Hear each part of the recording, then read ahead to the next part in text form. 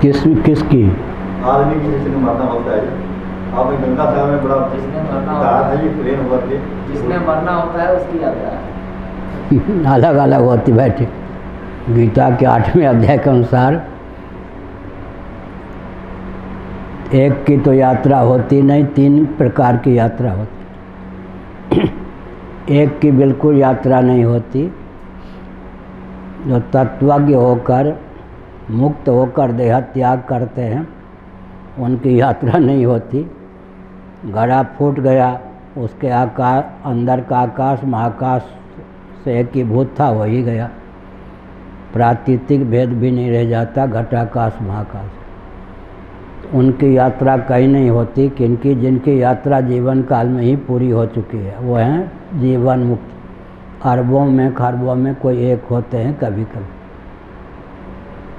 गीता के 8वें अध्याय के अनुसार एक वो हैं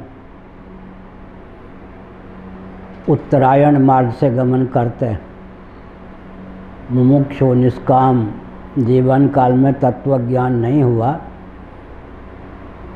लेकिन मुमुक्षु हैं, उत्तरायण मार्ग से गमन करते हैं, ब्रह्मलोक तक रोक टोक नहीं, ब्रह्मा जी के धाम में पहुंच जाते हैं।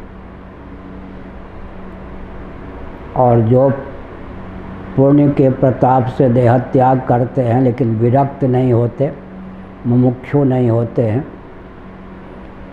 वो दक्षिणायन मार्ग से यात्रा करते हैं।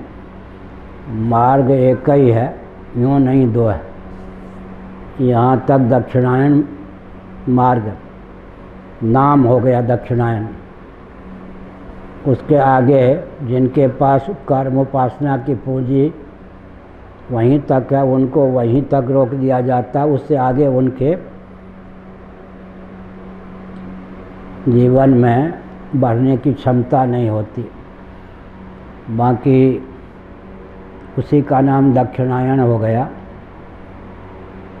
वे पितृलोक तक गमन करते हैं। आगे फिर महाजन तप सत्यम, महाजन तप सत्यम ये जो है ये ब्रह्मलोक के अंतर्गत, उसमें भी महा से ऊपर जन, जनोलोक, उससे ऊपर तपह, उसके ऊपर फिर सत्यलोक।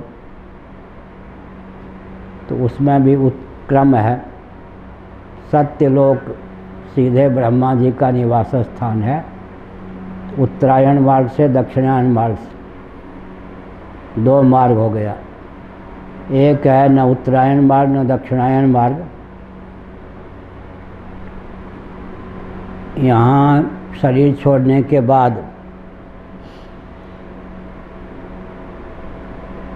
बस 2-4 दिन में ही किसी पवित्र मातृशक्ति में उनका प्रवेश हो जाता है। लाला या लाली होकर जन्म लेते हैं प्रबुद्ध योगा भ्रष्ट।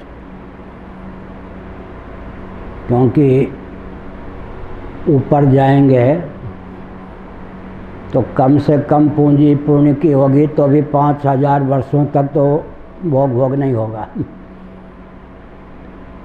शुभ होने पर भी अशुभ है। तो प्रबुद्ध योगा भ्रष्ट होकर जन्म लेते हैं। ऊपर जाने में भी उनके समय का उपयोग नहीं होता। वो झटपट शरीर छोड़ने के बाद किसी योगी के कुल में देवी के गर्भ में आ जाते हैं।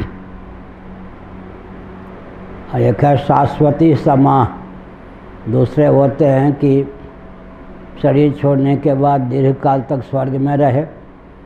फिर श्रीमान धनी मानी सदाचारी गृहस्थ के यहाँ उनका जन्म होता है, माँ के गर्भ में आते हैं। कई प्रकार की गति होती है। एक है कि मरने के बाद बिच्छू सांप मेढक वृक्ष इत्यादि हो जाते हैं। हर जीव की एक जैसी गति नहीं होती, लेकिन उपनिषदों में आया है मृत्यु की एक ऐसी, जैसे गाढ़ी नींद है। फ़ोन पे बात कर रहे हैं या सुनेंगे?